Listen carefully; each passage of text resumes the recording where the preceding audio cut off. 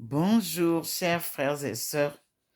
Avant de continuer ce que je voulais nous faire voir, regardant l'Esprit Saint, la Sainte Vierge, le Seigneur, vous voyez comment je suis illuminé.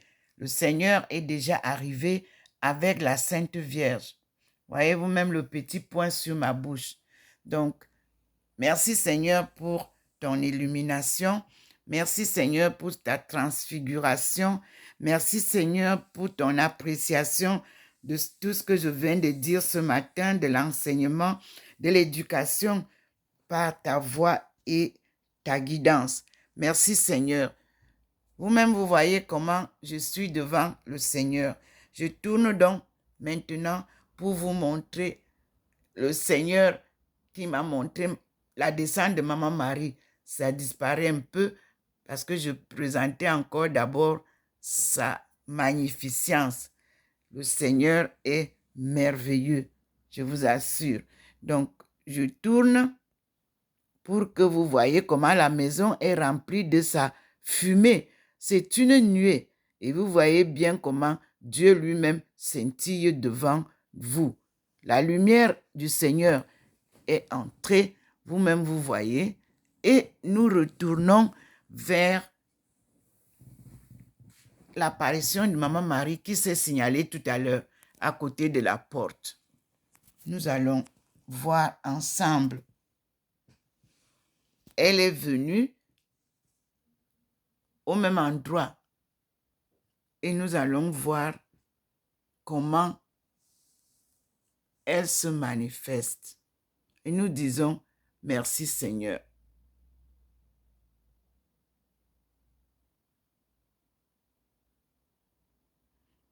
Elle s'est vraiment manifestée à l'endroit habituel. Donc, les deux se sont manifestés.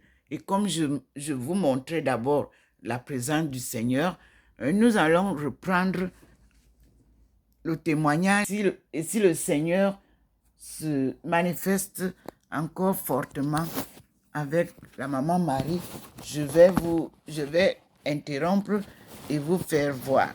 Mais vous voyez déjà comment je suis illuminée. Et je dis merci Seigneur. Merci mon Dieu pour tout ce que tu fais pour nous. I just received now the Lord and our Holy Mary. And I was obliged to stop quickly what I wanted to do because I wanted to start the new testimony from Kateo. So the Lord is there. He just wanted to show me that He's present with our mother, Holy Mother, Mary. So let us listen to Kateo. As you know, I have to use 2 telephones to give you the testimony. Let us listen to Kateo.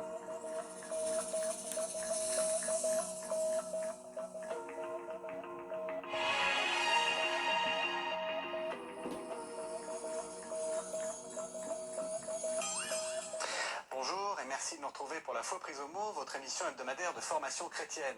Alors pour la Pentecôte, je vous propose un thème d'actualité, l'Esprit Saint.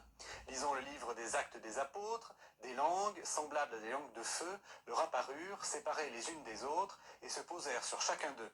Et ils furent tous remplis du Saint-Esprit. Alors, que sont ces langues de feu? L'Esprit Saint qui se pose sur les apôtres, a-t-il posé sa langue sur d'autres têtes? N'a-t-on pas, en Occident, passé sous silence le rôle de l'Esprit? Pour répondre à ces questions, je suis heureux de recevoir sur le plateau 2 invités. Simone Paco, bonjour. Vous êtes ancienne avocate, vous avez cofondé l'association œcuménique Bethesda et vous venez de faire paraître au CERF Ouvrir la porte à l'esprit. Et le père Thierry Haval, bonjour. Bonjour. Vous êtes prêtre de la communauté de l'Emmanuel, vous enseignez à l'école cathédrale et vous êtes également... Ça, ce n'est pas cette partie-là. Nous allons trouver Voilà, c'était pas cette émission-là. Nous allons vérifier. Voilà, je crois que c'est celle-ci. Excusez-moi de l'erreur.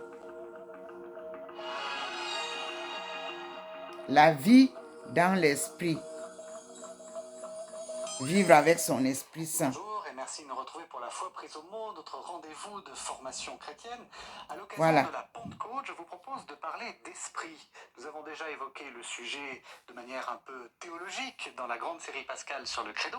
Et je vous propose aujourd'hui d'en faire une lecture un peu plus pratique. Qu'est-ce que l'esprit? Quelle expérience peut-on en faire? Comment le discerner dans notre vie et quelle aide peut-il nous apporter? Pour répondre à ces questions, deux invités. Le Père Étienne Garin, bonjour. Vous êtes jésuite et vous êtes, est-ce que je peux le dire, un des pionniers du renouveau charismatique en France? Ça peut se dire. Alors on va le dire. Et le Père François-Régis Villélève, bonjour. Bonjour. Vous êtes prêtre de l'Institut Notre-Dame de Vie et vous êtes le théologien pour les évêques, en fait, du renouveau charismatique. Vous êtes le théologien auprès de la conférence des évêques de France. Jusqu'à cette année. Jusqu'à cette année. Donc je vous propose qu'on parle de l'esprit. J'ai envie de commencer cette émission par vous poser une question un peu naïve, qui est la question de la définition d'esprit. Pour vous, c'est quoi l'esprit? Père Garin? L'esprit, c'est l'esprit qui est en Dieu. On parle d'esprit en l'homme. Spiritus en latin, pneuma en grec, roi en hébreu. Tous ces mots-là signifient le souffle, le vent. Eh bien, le vent, le souffle qui est en Dieu, c'est l'Esprit Saint. Et c'est ce qui fait que le Père et le Fils, dans leur communion, respirent l'Esprit Saint. Moi, j'aime bien regarder la Trinité, pas statique, mais il me semble entendre toujours le Père dire « mon Fils » et en écho « Papa, Abba ». Et on ne se lasse pas de cette allée, de cette venue, une admiration commune, une béatitude. Alors cet esprit qui est en Dieu, eh bien, il nous est donné. Le Père et le Fils ont répandu dans nos cœurs, dit saint Paul, l'Esprit Saint, l'Esprit de Dieu, si bien que l'homme n'a pas simplement sa respiration, son souffle, mais se mêle à son souffle, celui de Dieu. Et quand je respire, eh bien, par mon baptême, je sais que l'Esprit en moi dit « Abba, Abba, Père, Père ». Je participe de la vie du Fils. Et j'entends, d'une certaine façon, le Père, à travers Jésus, me dire « Mon enfant, mon enfant ». Et c'est mon bonheur. C'est mon bonheur. Et c'est mon bonheur de pauvre. Hein. Ce sont les pauvres qui vivent de l'esprit. Et ils font l'expérience qu'on ne possède jamais le souffle de Dieu. Comme on ne possède pas son propre souffle, on ne peut pas le garder. On ne peut pas s'en emparer, on ne peut pas le créer. Et cependant, il est partout, invisible. Invisible. Mais c'est le souffle qui rend vivant, ici-bas, un homme. Et quand il reconnaît qu'en lui, il lui a offert aussi le souffle de Dieu, alors il est en paix. Et il participe de la béatitude du Seigneur. Est-ce que vous prendrez la même définition? Ah oui, tout à fait, mais il n'y a aucune définition qui puisse... on n'enferme pas l'Esprit Saint, mais je suis tout à fait bien sûr d'accord avec cette description, qui est en même temps une description de vie.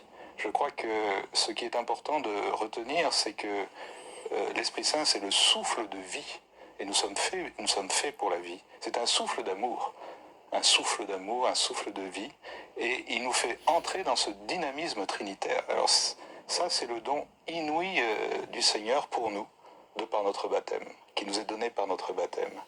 Donc nous sommes faits pour la vie, et nous sommes animés au sens fort par l'Esprit Saint. Notre vie baptismale est animée par l'Esprit Saint, qui est donc répandu dans notre cœur.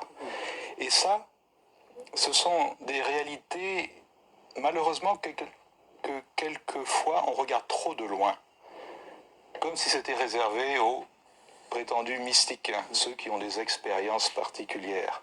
Or, c'est la respiration même de notre baptême et de notre confirmation. Et je crois que ça, c'est très très important de se réapproprier en quelque manière les richesses qui nous sont déjà données par notre baptême, d'en prendre davantage conscience dans la foi, et bien sûr pour en vivre davantage. Alors, mais j'ai quand même envie d'être un peu naïf et de reprendre ce que vous disiez. C'est vrai qu'on n'en est pas forcément conscient. Je veux dire, c'est quoi dans une vie, dans une prière, l'esprit? Enfin, à quel moment je sais que c'est moi, à quel moment je sais que c'est l'esprit?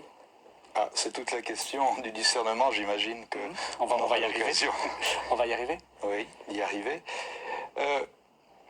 La question principale, c'est d'aller à la rencontre de l'esprit, sachant que c'est lui qui nous habite déjà. Et on va à la rencontre de l'esprit, bien sûr, par la foi animée par la charité. Et quand nous sommes animés par la charité, nous sommes réellement animés par l'Esprit Saint. Donc, l'important, c'est d'être pris dans ce dynamisme qui nous conduit au Père, par le Christ. Et donc, de ne pas regarder l'Esprit Saint comme, pardonnez-moi l'expression un peu naïve aussi, de regarder l'Esprit Saint comme on le regarderait, on essaierait de le regarder au microscope. L'important, c'est d'être pris dans son mouvement, qui nous conduit vers le Père. Et d'ailleurs, là me vient une expression, enfin une expérience extraordinairement belle qui date des premiers siècles de l'Église. Je pense au martyr Saint Ignace d'Antioche, un évêque des premiers siècles, du deuxième siècle, qui était conduit à son lieu de martyr. Et au fur et à mesure qu'il était emmené au lieu de son martyr, il traversait des contrées et les églises qu'il traversait et les chrétiens essayaient de le faire délivrer, bien sûr. Et alors il a écrit plusieurs lettres aux églises qu'il traversait. Et donc, au fond, il dit aux chrétiens, n'essayez pas de me faire délivrer, de me faire libérer, parce que j'ai en moi une eau vive qui murmure, vient vers le Père. Et voilà. C'est magnifique.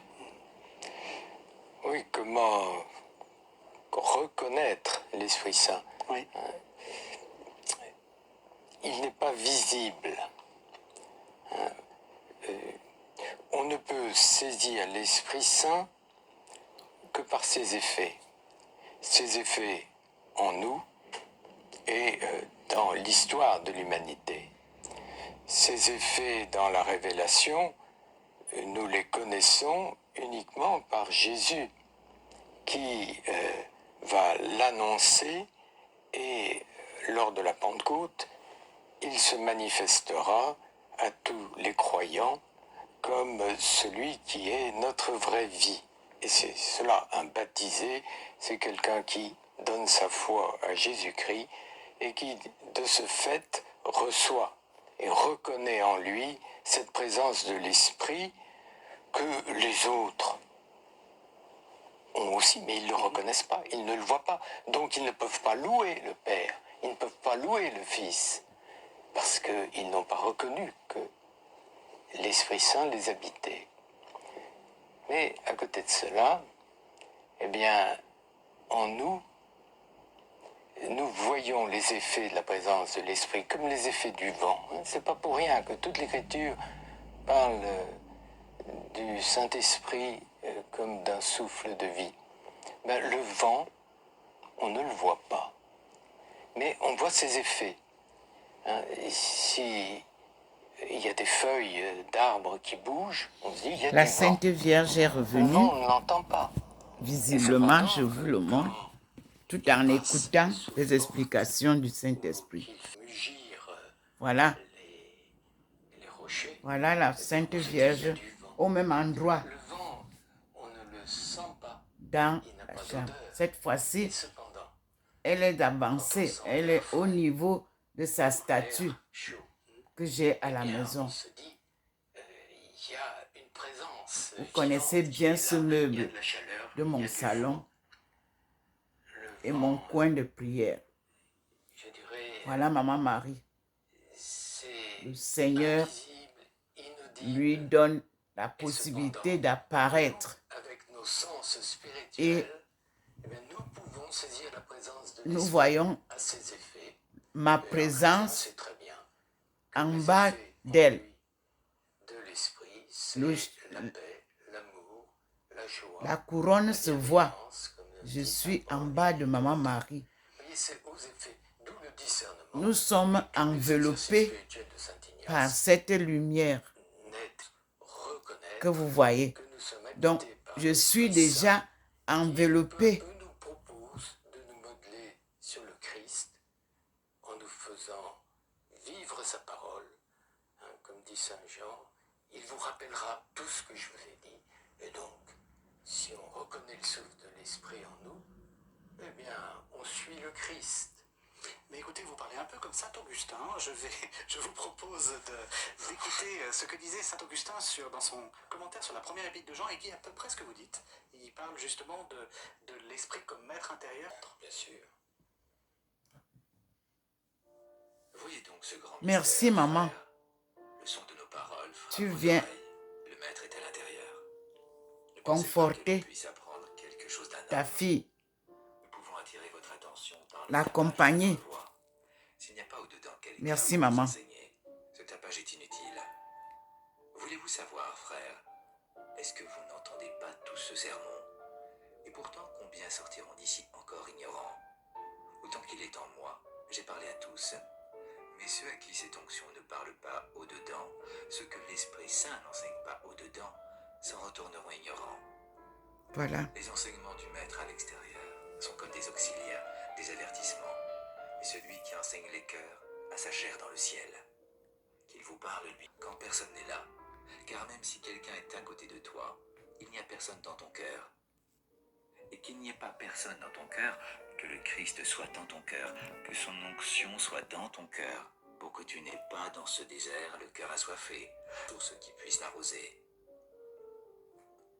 C'est le Maître intérieur qui enseigne, le Christ qui enseigne, son inspiration qui enseigne. Où ne sont pas son inspiration et son onction, Vous me voyez bien et le tapage des mots au dehors. en bas, dans la nuée qui transporte Maman Marie. Je suis là. Alors, Père Guérin, vous disiez qu'il y a On des vous dons de présente. l'esprit qu'on reconnaissait à ses fruits. Alors, Je suis en bas. Vous me voyez bien là. fait une sorte de typologie de ces dons. Je vais en dire une. Dans celle le de- film. Celle de saint Thomas d'Aquin, lui, il dit que les 7 dons de l'esprit sont intelligence, conseil, sagesse, connaissance, piété. Je force suis et là. crainte. Alors, qu'est-ce qu'il faut penser? Qu'est-ce qu'on peut en dire de ces Vous voyez? typologies? Il y en a d'autres. C'est pas figé, c'est pas. Qu'est-ce que vous en pensez?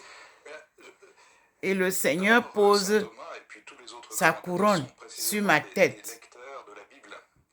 Et donc, au fond, tous les textes de la Bible, toute la Bible nous parle de l'Esprit Saint. Mais on Alors, voit les... de façon plus traditionnelle, on Nous se réfère allons mieux. ici au chapitre 11 d'Isaïe, qui Voilà. prophétise le juge messianique à venir. Et on dit que sur lui, donc sur le Christ, mais nous sommes dans l'Ancien Testament, sur lui va reposer les esprits, différents esprits. Et il y a cette énumération. D'ailleurs, il y en a 6 dans le texte hébraïque, et c'est la traduction des grecs et puis latine qui en a traduit 7.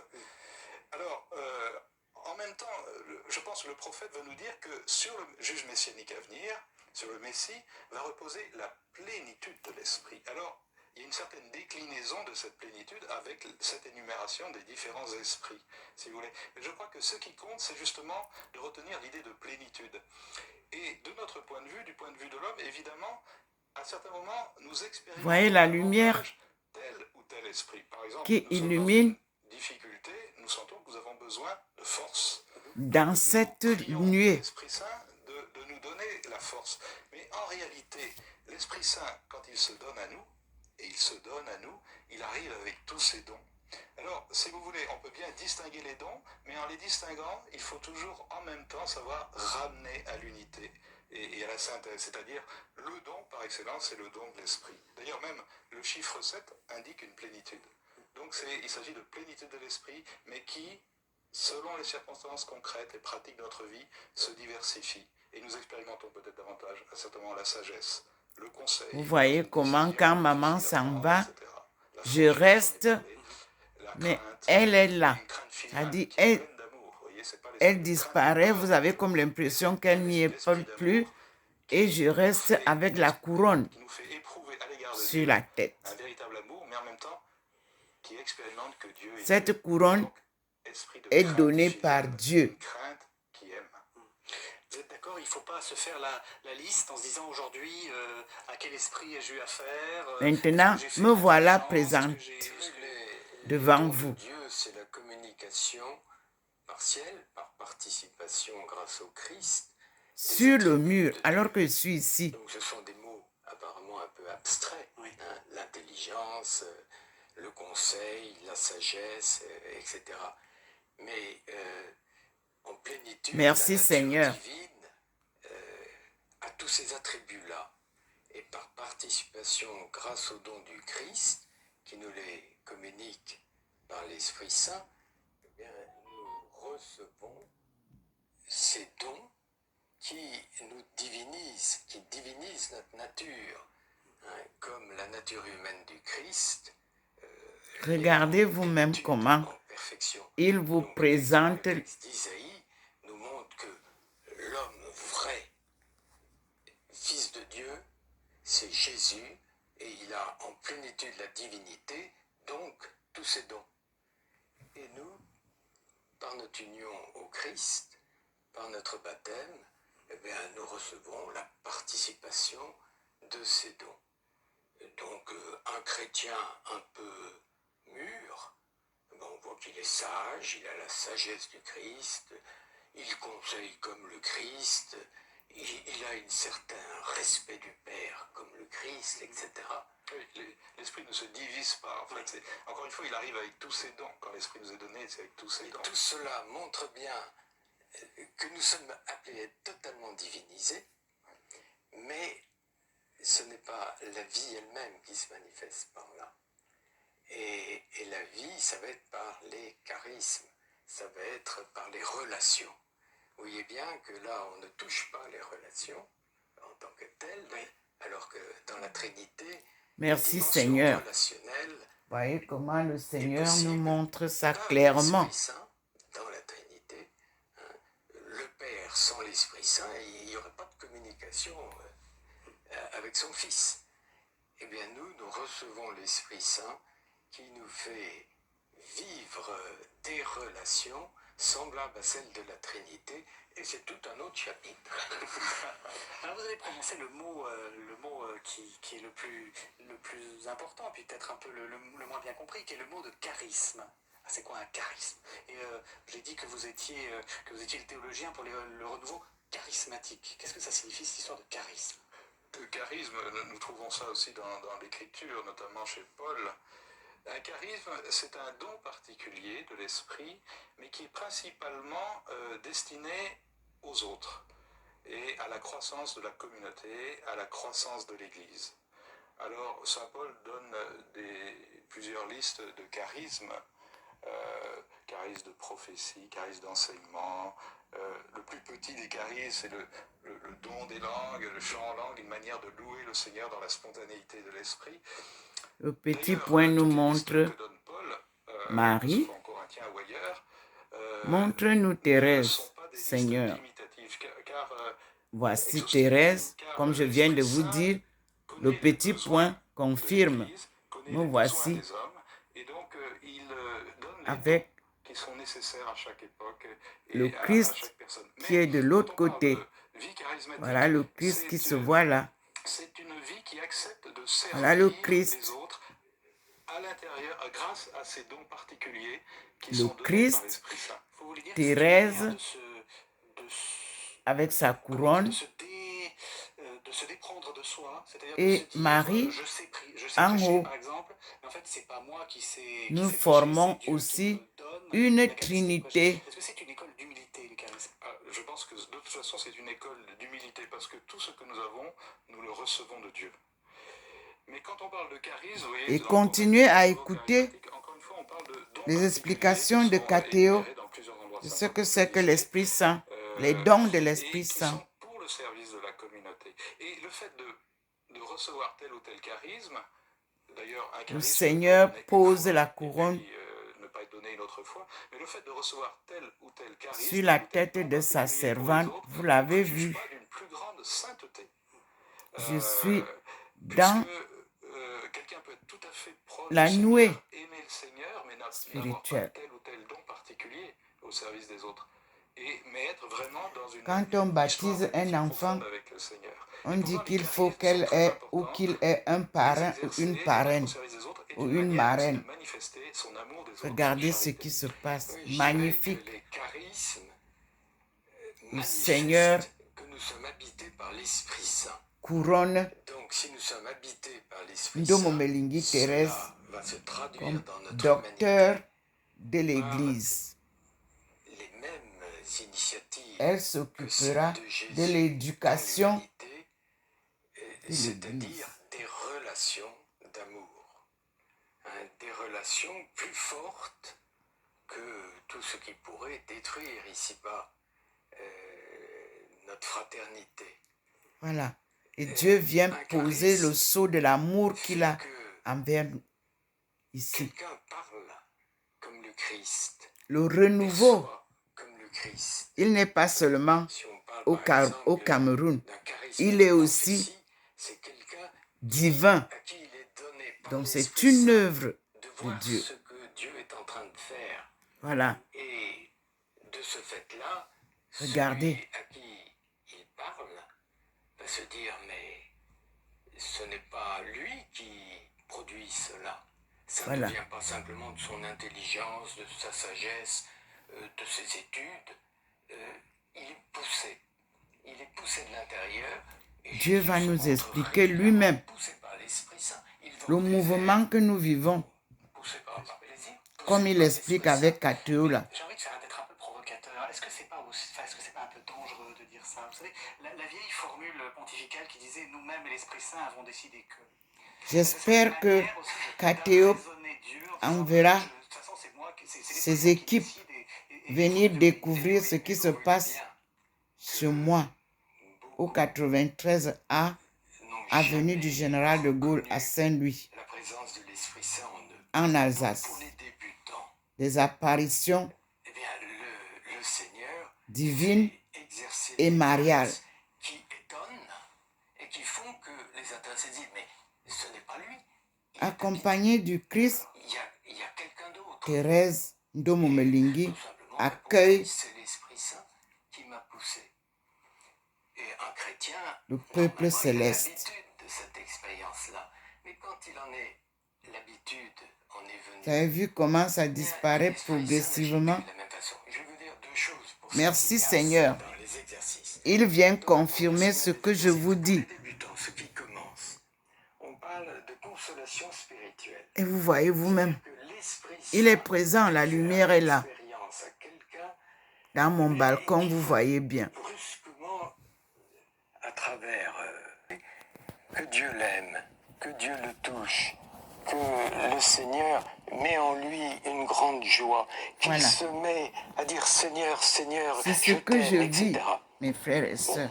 Vous me direz, c'est pas très équilibré. C'est Mais pas oui, un mais c'est film. une première expérience. Oui. C'est une réalité Il se que sent je vis. aimé de Dieu, puisque Dieu lui fait signe par son Esprit Saint Oui, mais qu'il est vraiment une demeure c'est de ça. l'Esprit Saint. C'est ce qu'on dit à chaque baptême.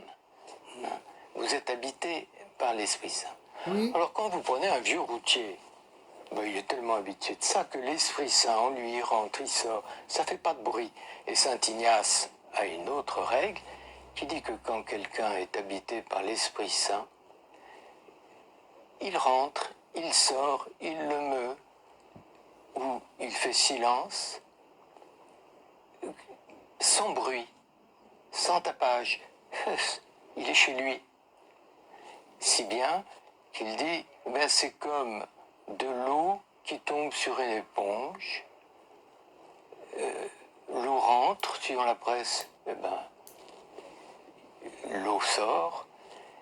Mais je dirais, Maman Marie et Thérèse sont notamment bien tous ceux qui positionnés font là. de longues Mais le études Seigneur au a séminaire, atténué etc., ou à l'Institut D'ailleurs, pour que catholique, nous ou je sais pas finissions où, d'écouter ils sont tellement Catéo, habitués de se laisser conduire par l'Esprit Saint, eh bien, que ça ne fait plus beaucoup de bruit. et Et ils sont j'espère que le devenus un Seigneur peu comme Jésus, des hommes, des femmes conduits par l'Esprit Saint. donnera Alors le à tort, c'est qu'ils ne Catéo voient pas que aussi d'autres n'ont pas encore vu l'Esprit Saint. Et pour eux, alors, cet tout Esprit cela, Saint qu'est-ce qu'on fait? pour Parce que je vous qu'ils en viennent rencontrer plein, parce que, prendre vous me faites un peu ces, peur, Père Garin, quand vous dites c'est ces images l'expérience ici commune pour de tous les proclamer chrétiens, etc. la gloire de Dieu. Ça dépend, hein. Il y en a qui, enfin, on n'est pas forcément aussi habité par l'esprit que vous. j'ai assez donné les exercices spirituels de Saint Ignace dans ma vie pour vous dire que quelqu'un qui accepte de prendre du temps, de se mettre dans le grand silence,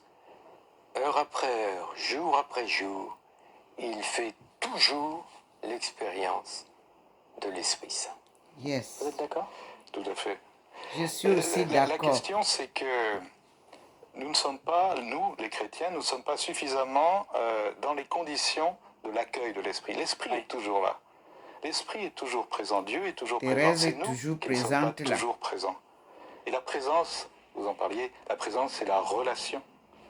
Donc, toutes les pédagogies dans l'Église, les parcours spirituels, les itinéraires spirituels, que ce soit les jésuites, que ce soit une Thérèse de Jésus d'Avila avec le livre des demeures, tous ces parcours-là, tous ces itinéraires sont des sentiers balisés qui veulent aider les baptisés justement à aller à la rencontre de l'hôte qui l'habite. Et nous sommes habités par la Sainte Trinité. Par la grâce de Dieu, la Trinité Sainte nous habite. Ce qui faisait dire à justement une Thérèse de Jésus, d'Avila, si j'avais su plus tôt que le Seigneur habitait en moi, je ne l'aurais pas laissé si souvent seul. Et donc, ça rejoint tout à fait ce que vous dites, c'est que la question des chrétiens, la question chrétienne, de la vie spirituelle, c'est est-ce que tu te laisses suffisamment habiter par l'hôte qui t'habite déjà? Est-ce que tu laisses plutôt suffisamment envahir, disons, par l'hôte intérieur qui est en toi? Et on porte un trésor et on l'ignore. Ben oui, il y a trop de bruit dans le monde. Ouais. On est agité. Ça ne veut pas dire que les personnes ne sont pas spirituelles. Les spirituelles, elles sont habitées par l'esprit, mais elles ne le savent pas. Vous voyez Ça fait comment 30 je ans suis que enveloppée. tous les Et je deux vous ans, mets. avec mes collaborateurs, Ah, à peu près 100 personnes, mais souvent dans plusieurs villes, on va reprendre. 100 chrétiens qui sont souvent déjà fort engagés dans l'Église, ils ne savent pas qu'il y a un Esprit Saint. Bon, on les prend pendant 2 ans, hein, à un certain rythme, avec des CD, etc. Mais je peux dire qu'ils découvrent qu'ils sont depuis toujours habités par l'Esprit Saint, c'est ça. que leur vie, alors qu'ils n'en avaient pas conscience d'une façon claire, est tout le temps à l'écoute de la parole du Christ. Mais ce qui manque, ils ne peuvent pas le faire. Ils ne peuvent pas louer le Père. Ils ne peuvent pas louer le Christ, puisqu'ils sont toujours à faire du bien, mais sans reconnaître que c'est Dieu qui leur fait faire du bien. Il y a une conversion à... Et c'est là où il y a une vraie conversion, une décentration de soi, pour ceux, comme le dit saint Paul, se laisser mener par l'Esprit. Et l'Esprit, il nous dit toujours à bas, Père, Père, etc. Action de grâce, Ouais. c'est toute l'Eucharistie. Pour vous, il y a 2 conversions, hein, Père Enfin, Garin. pour moi. C'est-à-dire que je pense que, et ça, les auteurs spirituels nous aident à le comprendre, une vie chrétienne, c'est besoin d'une vie chrétienne bonne, comme on dit, une bonne vie chrétienne, un bon chrétien. Comme on C'est-à-dire, dit. c'est quoi? Aller à la messe, Aller à la messe, payer croire son au donner du Christ. culte, très Ah important. oui, bien sûr. Non, mais sincèrement, une vie chrétienne sincère qui, à travers le combat spirituel, d'ailleurs le combat spirituel ne s'arrête jamais, mais à travers des combats difficiles, a choisi Dieu. Sincèrement. Donc, effectivement, qu'il y a une pratique, comme on dit, qui se nourrit de l'Eucharistie, qui se nourrit plus ou moins, mais quand même de la Bible, qui essaie de partager, qui a une vie de générosité, qui essaie de vivre la vie chrétienne d'une bonne manière. Mais peut-être que, et Thérèse d'Avila nous aide à épingler un défaut de ces personnes. Elle écrit, ce sont des personnes qui sont arrivées à un certain stade, elle parle de troisième demeure, c'est le livre des demeures, je ne vais pas rentrer dans le détail. Mais bref, Oui, elle c'est dit... une étape. On est étape, arrivé quand une même étape, quelque voilà. part. Elles sont arrivées à une étape, et elle dit c'est une bonne étape. C'est une étape, et elles y sont arrivées vraiment avec la grâce de Dieu, et il faut les louer, il faut les féliciter. Mais en même temps, on sent poindre une ironie chez elles, une petite ironie, qui veut dire qu'il leur manque encore quelque chose. Et elle dit, ces personnes aiment beaucoup leur vie mise au service du Seigneur. Donc là, il y a quand même une ironie. Et finalement, dans la vie chrétienne, je pense que beaucoup on a tendance à fonctionner de cette manière. C'est une vie chrétienne où c'est moi qui gère. Voilà, avec la grâce de Dieu. C'est moi, mais moi avec la grâce de Dieu. Or, l'Esprit nous pousse à aller au large, duc in altum, avance au large, a dit le Seigneur à ses disciples. Il nous pousse à ce que ce ne soit plus simplement notre vie menée avec la grâce de Dieu, mais que ce soit une vie où il s'agit de passer d'une vie où c'est moi qui gère à une vie où c'est l'Esprit qui conduit. Ceux-là sont enfants de Dieu qui sont conduits par l'Esprit de Dieu, dit Paul dans le chapitre 8 des Romains. Et ça, on peut appeler ça un peu une seconde conversion. Ça peut être une étape dans la vie spirituelle où je comprends qu'en tant que baptisé, je ne me prends pas pour un mystique ou quelqu'un qui a des faveurs extraordinaires, mais en tant que baptisé, le dynamisme même de mon baptême me conduit à cela, à ce que l'Esprit Saint conduise réellement, pratiquement et effectivement ma vie de baptisé pour la mener à son terme. Seul l'Esprit Saint fait les saints.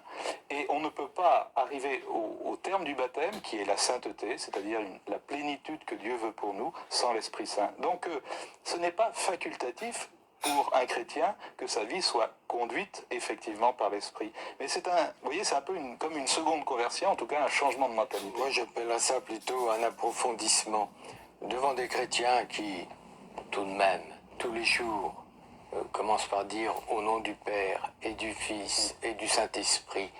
Ils croient à la vie trinitaire.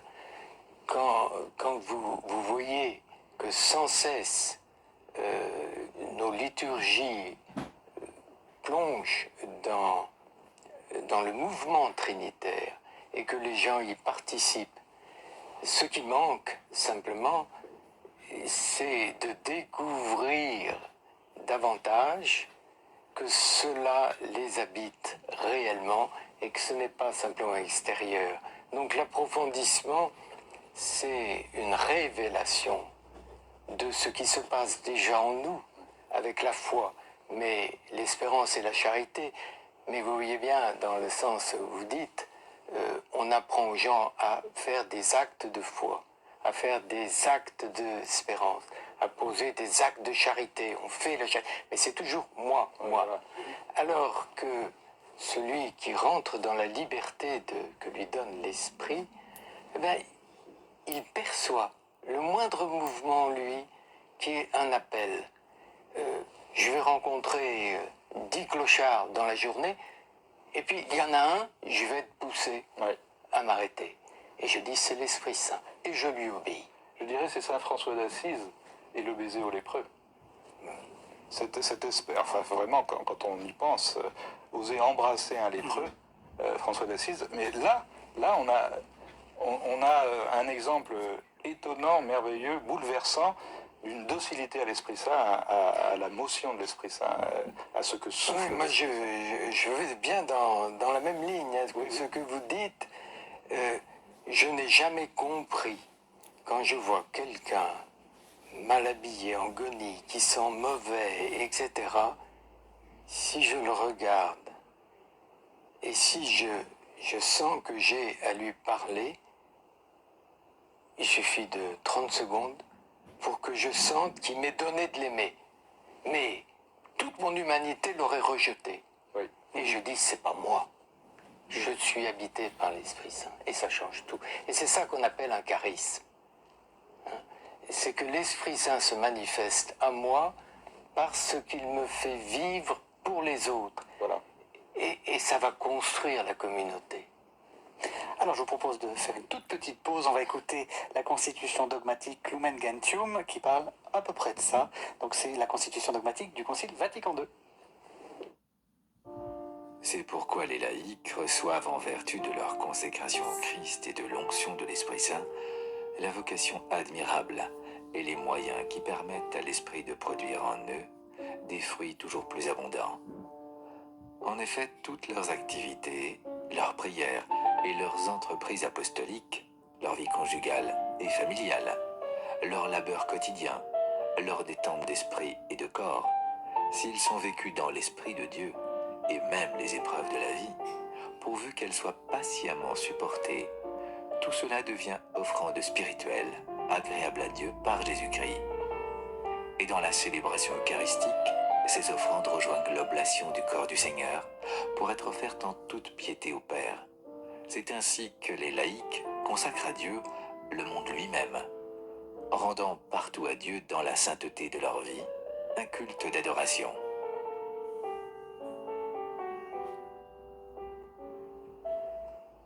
Alors, ce que vous avez dit l'un et l'autre avant ce texte de Vatican II est très, très impressionnant.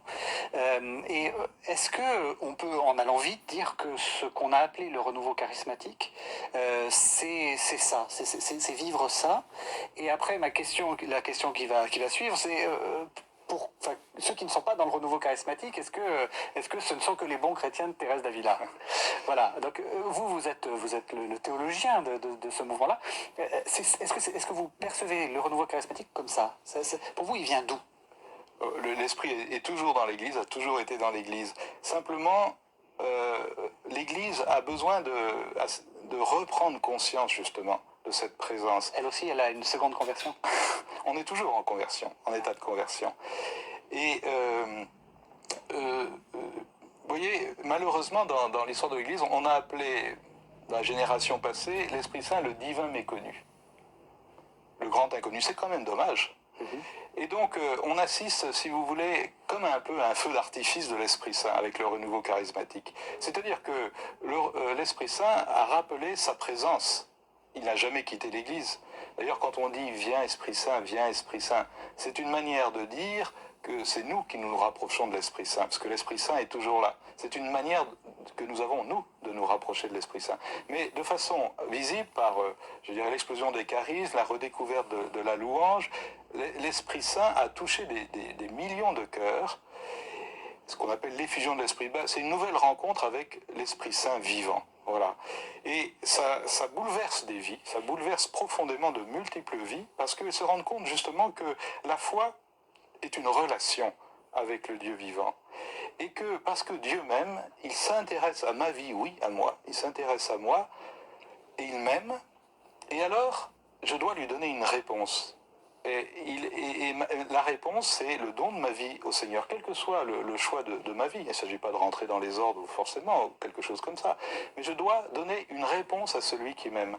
Et de cette rencontre, de ce renouvellement de la rencontre avec le Seigneur, bien peut jaillir aussi des charismes. Voyez. Donc le renouveau charismatique est témoin de cela, un témoin privilégié, mais ce n'est pas un monopole, si vous voulez.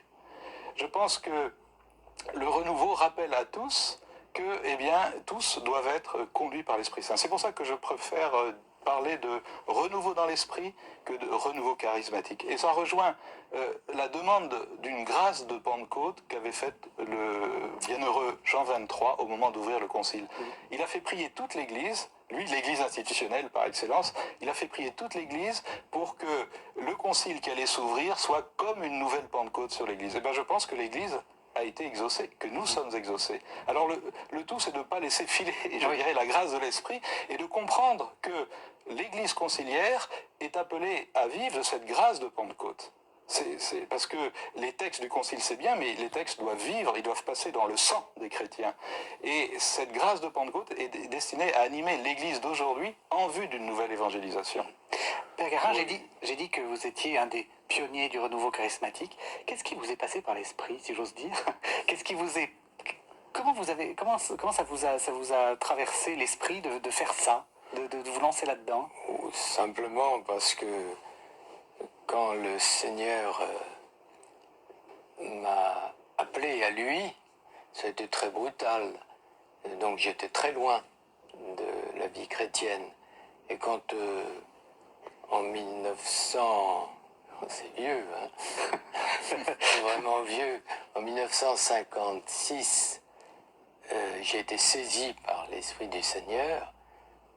3 mois après, je rentrais dans la compagnie, alors qu'avant, je pensais ne pas croire du tout. Donc, quand le renouveau est arrivé longtemps après, enfin, je pouvais me retrouver avec des gens qui disaient que l'Esprit Saint avait changé leur vie et qu'il les habitait. Donc, ça m'a semblé le plus banal et la bonne nouvelle. Et je dirais, il faut voir l'Église, elle a toujours vécu de cet Esprit Saint. Il n'y a qu'à prendre le Veni Sancte Spiritus, le Veni Creator, c'est magnifique. Or, les gens ont toujours récité cela. Oui. Mais depuis la fin du XVIIIe siècle, après les excès mystiques un peu délirants qu'il y a pu y avoir, eh bien, il y a eu comme un interdit de parler de sa vie intérieure. Le pietisme, à cause du Voilà. pietisme. Donc, on n'avait pas le droit de témoigner de cette vie intérieure. Et je vois bien, même dans les ordres religieux, eh bien, 2 religieux pouvaient vivre 20 ans l'un à côté de l'autre sans du tout savoir comment il se faisait qu'il était devenu religieux. C'est tout de même assez bouleversant. Le témoignage, c'était se mettre en valeur, c'était un manque d'humilité, c'était etc. Je crois que cette explosion du renouveau a libéré d'un certain jansénisme, d'un puritanisme, etc., des tas de chrétiens qui vivaient cela, mais qui n'ont jamais appris à en parler et ni à en témoigner. Et je dirais, regardez l'Église d'aujourd'hui. Eh bien, c'est fini ce temps-là. Oui, on parle beaucoup. On parle beaucoup, chacun raconte son expérience, et on en raconte un peu trop, on répète un peu trop. C'est ce que j'allais dire, parce que ce qu'on a beaucoup reproché au renouveau. Le point, c'est l'expérience, vous voyez. Oui. De ne pas considérer la foi, la vie chrétienne comme une morale, comme on l'a beaucoup considéré, mais comme l'expérience d'une rencontre. Alors la morale existe, mais la morale, c'est la cohérence avec celui qu'on a rencontré. C'est-à-dire accomplir les actes, les attitudes qui découlent d'une rencontre. C'est ça la vie morale. Et autrement, on enferme l'évangile, on enferme la vie chrétienne dans une morale, le permis, le défendu, alors que c'est une vie avec le Seigneur. Voilà. Benoît XVI dit exactement ça dans son second tome, de son livre sur Jésus. Mais justement, est-ce que vous dites on l'a un peu trop, fait un peu trop de témoignages. On a beaucoup reproché au renouveau d'être un peu expansif, d'en faire un peu trop, peut-être d'être dérapé. Toute la tradition, dès que des gens vivent une certaine conversion, eh bien, il faut tout de suite leur dire, surtout, tais-toi, parle-en à 1 ou 2 personnes, mais pas plus, autrement tu vas perdre ta réputation. Oui. Et alors là, dans le renouveau, comme c'était en groupe, eh bien, effectivement, des gens qui lèvent le C'est un bras, feu d'artifice, ça, hein, etc. c'est un feu d'artifice. C'est un feu d'artifice. Oui. Mais regardez ce qu'ils sont devenus. Ils sont partout dans l'Église et souvent très sages. Ils animent Ils sont au service. des choses et ils sont au service partout. Je dirais, tout ce qui est de l'ordre de l'amour, c'est pareil.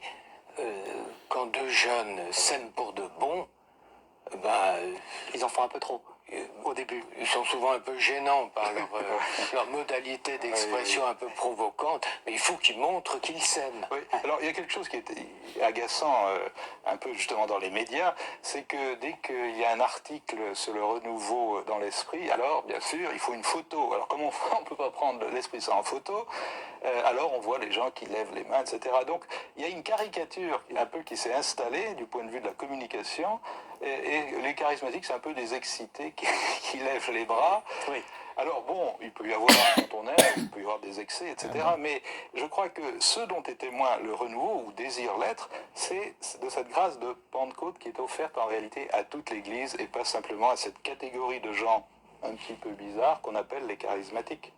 Alors qu'il y ait des dérapages, des excès, il y en a partout, il y en a partout. Mais le cœur du renouveau, c'est le renouveau dans l'esprit.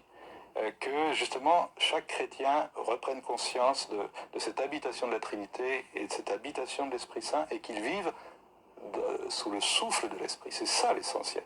Et je dirais, le reste suit, y compris les charismes, les dons particuliers, savoir s'il faut chanter, louer en langue, dans ce langage inarticulé qui est le langage de l'amour. Saint Augustin, moi Voilà, j'aime voilà. bien voir son psaume Voilà. 39, Oui. quand il le commente, ils disent, mais mes amis, vous êtes un peu, vous qui êtes habités par l'esprit, c'est un cantique nouveau, je vais chanter un cantique nouveau.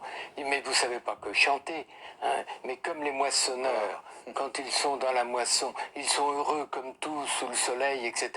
Mais ils chantent des la la la la. Mais vous n'avez pas les mots. Hein, et il en faisait. Voilà. Vous n'avez pas les mots pour dire chantez, chantez comme ça vient. Hein, et il dit jubilez, jubilez, jubilez. C'est une spontanéité. C'est une spontanéité. Mais soyez tranquille, ça ne dure pas toute la vie, comme les jeunes amoureux, après quelques années de mariage, quand même. Ils s'aiment d'une autre façon, mais c'est plus profond peut-être, mais c'est le même feu. Oui, c'est ça, c'est le même feu. C'est-à-dire qu'il ne faut pas dire ou avoir l'impression de comprendre, bon, ça c'est pour les débuts de la vie spirituelle, puis après on va être raisonnable. C'est le même feu. Et oui, l'important c'est que le feu prenne de plus en plus la Pentecôte n'est pas uniquement un phénomène historique dans le temps, c'est tous les matins qu'on demande une Pentecôte. Alors, il nous reste 5 minutes d'émission et je pense que les téléspectateurs qui vous regardent se demandent, bon, maintenant, qu'est-ce que je fais ? Et maintenant, qu'est-ce que je fais ? Qu'est-ce que vous conseillez justement comme expérience, comme chemin pour arriver à cette seconde conversion ou à cette expérience de Pentecôte? Concrètement, maintenant, comment on s'y prend? Est-ce qu'on devient tous charismatiques, entre guillemets? C'est-à-dire, est-ce qu'on s'inscrit tous à Notre-Dame de Je Vie dirais, on ne peut pas être chrétien sans être charismatique. C'est le Père Congar qui l'a écrit. Tout chrétien, puisqu'il est baptisé, il a l'Esprit Saint et ça s'exprime. Oui. Hein, ça se voit. Tout baptisé normalement, eh bien, on voit bien qu'il n'est plus comme les autres. Bon, mais ce n'est pas spectaculaire. Voilà. Quand on veut aller plus loin, quand on a eu son baptême, on est un bon chrétien, comme on disait, hein, on va à la messe, on dit que du bien de monsieur le curé. Qu'est-ce qu'on fait maintenant? Qu'est-ce que vous conseillez? Quel est le chemin que vous conseillez? Dans toutes les paroisses actuellement, sous l'impulsion du désir des évêques, eh bien, la première chose, on fait des groupes de partage de la parole. Et ce n'est pas des enseignements par quelqu'un de compétent, on dit prenez la parole, et puis qu'est-ce qu'elle vous dit? Et dans ces groupes se vit déjà la reconnaissance de l'Esprit Saint. Je trouve que toute l'Église actuellement propose l'essentiel du chemin pour commencer à prendre conscience que l'esprit de notre baptême, il est bien vivant. On commence par lire la Bible ensuite. Oui, il faut lire et je dirais permettre à la Bible d'entrer dans notre vie, c'est-à-dire d'éclairer, pas simplement une lecture extérieure, mais d'éclairer notre chemin spirituel. Autrement, c'est probablement, même certainement, un approfondissement de la vie de prière, de la vie d'oraison, de la rencontre avec le Seigneur. On ne peut pas être chrétien sans prier. Enfin, mais ça veut dire quoi? Ça veut dire il faut consacrer du temps à la prière. C'est ça. Pas simplement un « Je vous salue Marie » et un Notre Père. Si on le fait, c'est déjà bien. Mais vraiment accepter de prendre du temps pour la rencontre. Parce que dans la prière, qu'est-ce qui se passe d'important? C'est mystérieux. Mais c'est toujours la question de la relation avec Dieu. Or, je peux avoir une relation vivante avec le Seigneur, vivant par la foi. Même Dieu, je ne le vois pas comme on se voit, mais je peux rentrer vraiment en contact avec Dieu par la foi. Et donc, accepter de s'exposer au soleil de Dieu. Sur le mur, et la vie d'oraison, la vie de prière, c'est ça, c'est s'exposer au soleil de Dieu. Qu'est-ce qu'il y a d'important qui se passe dans la prière? Je dis, c'est mystérieux. Mais justement, dans la prière, le plus important, c'est ce que Dieu fait. qui vous enseigne, qui vous explique ce que nous autres nous il me vivons pétrit comme l'argile entre les mains du potier. Et il journalièrement me fait avec davantage Dieu à sa ressemblance, et à son Esprit image. Saint Il me fait davantage et devenir son Fils. ce que je suis par le baptême, c'est-à-dire enfant de Dieu. Il me fait grandir dans la grâce filiale. Et ensuite, on fait une retraite avec vous? Je veux dire, par là, on prend du temps. Ce que vous dites, il faut passer il rentrer faut dans le silence. recevoir la tradition. Et cela se fait toujours en ayant l'humilité de se mettre sous sous la coupe, sous le regard, je dirais.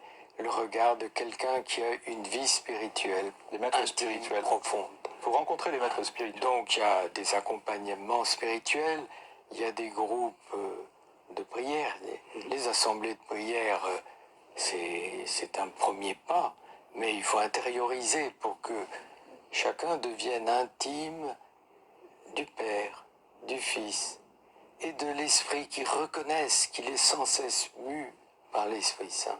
Alors, on va... Je dirais qu'il faut se très faire rapidement. aider et guider par les maîtres spirituels qui sont comme des guides de haute montagne. Quand vous allez en haute montagne, vous ne pouvez pas prendre n'importe quel chemin.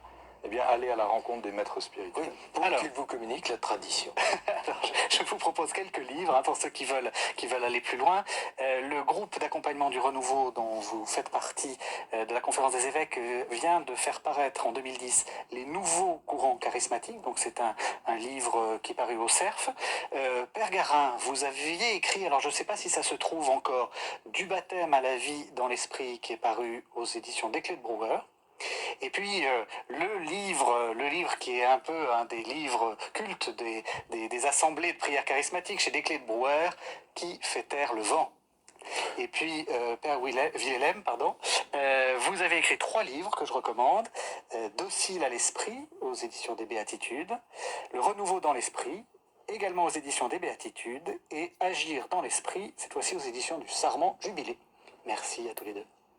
Merci à vous. Merci.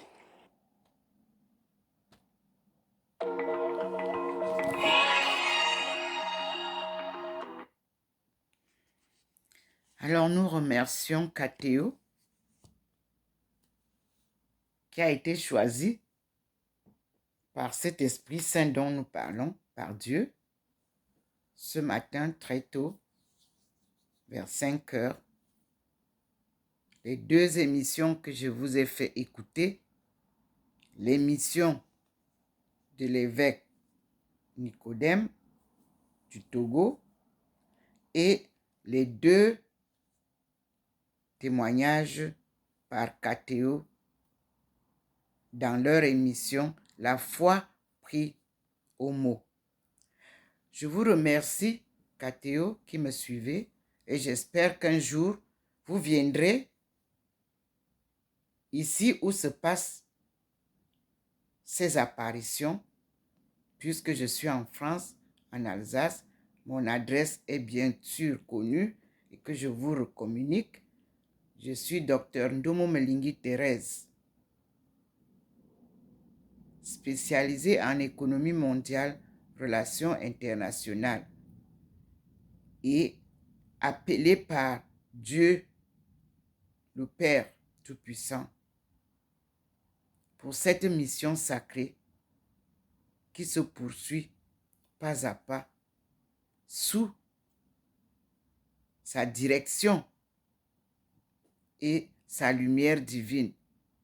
Et la lumière divine, c'est la présence de Dieu, parce que nul n'a jamais vu Dieu. Donc, vous êtes les bienvenus chez moi, au 93A, avenue du Général de Gaulle, à Saint-Louis, en Alsace, 68 300. Mon numéro de téléphone est le 06 95 42 25 98. Et mon email est Aïcha, A-I-S-H-A, tiré de 8, le tiret de soulignement, 32, @hotmail.com. C'est cette adresse que je chemine avec depuis l'université. Donc, Google m'a donné un peu, a plus retenu Gmail, non. Vous gardez Aïcha, tiret de 8, c'est-à-dire le tiret, le soulignement, 32, @hotmail.com. Je reste à votre disposition pour que nous puissions donc, le Seigneur vous a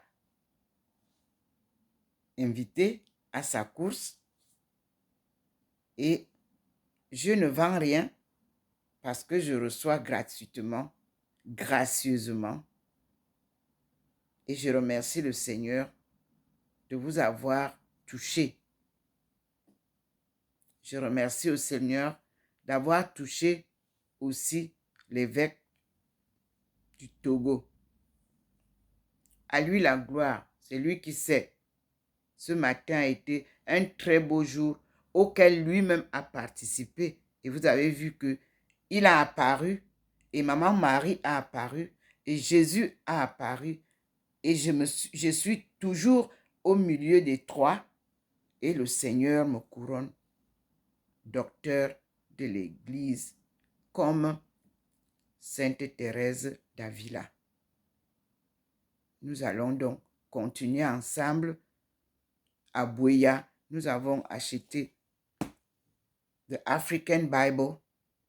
Et à Buea, nous avons aussi créé l'association des laïcs au nom de Thérèse de la Sainte Face. Nous remercions le Seigneur parce que tout ce qu'il fait est beau. Je me sentais désaxée. Il met des piliers autour de moi.